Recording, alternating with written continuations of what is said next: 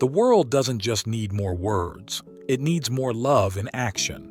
Being the hands and feet of Jesus means stepping into someone's pain, need, or burden and showing up with compassion. James 2, verse 17 reminds us, "Faith by itself, if it is not accompanied by action, is dead." Let's explore what it truly looks like to embody the love of Christ through our daily choices, big and small. Being the hands and feet of Jesus isn't about grand gestures or headline-making acts.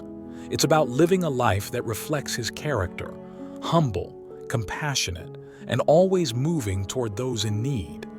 Jesus didn't spend His days building His own platform. He walked among the poor, touched the sick, spoke to the outcast, and met people right where they were.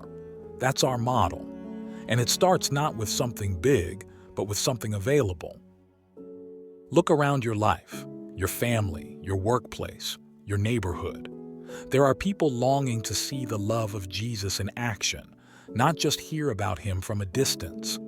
It may be the single mom who's overwhelmed, the elderly neighbor who feels forgotten, the coworker who's silently battling anxiety. The hands and feet of Jesus show up in everyday places, often unnoticed by the crowds but never overlooked by heaven. Being present and intentional is a ministry in itself. True faith isn't passive. It moves. It responds. James challenges us with the truth that faith without works is dead, not because works save us, but because living faith overflows into action. It changes the way we see others. It stirs us to generosity, to kindness, to sacrifice. And it reminds us that ministry isn't limited to pulpits. It flourishes in parking lots, kitchens, classrooms, text messages, and phone calls. Sometimes we hesitate to act because we feel underqualified or unequipped. But being used by God isn't about your ability. It's about your availability. A willing heart can make an eternal difference.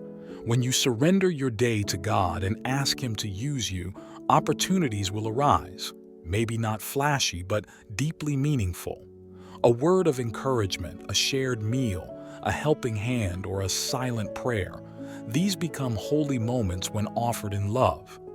You become an answer to someone's prayer. Let go of the lie that your impact must be large to be lasting. Jesus washed feet. He broke bread. He walked miles just to have a conversation.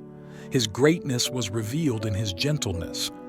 You don't need a title or a ministry badge to be the hands and feet of Jesus. You just need a heart that's willing to serve. Start small. Stay faithful. Let your life become a living sermon, showing the gospel in motion. And trust that God will multiply your obedience far beyond what you can see. He always does. You don't have to wait for a big moment to serve like Jesus. Start today, right where you are. Let your kindness speak, your hands help, and your steps lead others toward hope.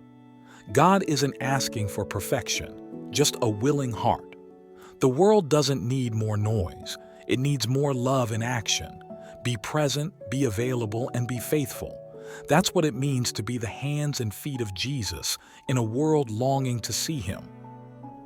Jesus, thank You for showing us what it means to serve with humility and compassion. Help us today to be Your hands and feet, to move with love, act with kindness, and respond with grace. Open our eyes to the needs around us and give us the courage to step in. May our actions reflect Your heart. Use us to bring hope to a hurting world. In Your holy name, amen. Thanks for watching today's Spiritual Espresso Shot. If this message blessed you, share it with someone who needs encouragement. Don't forget to subscribe and join us tomorrow for another dose of truth and grace.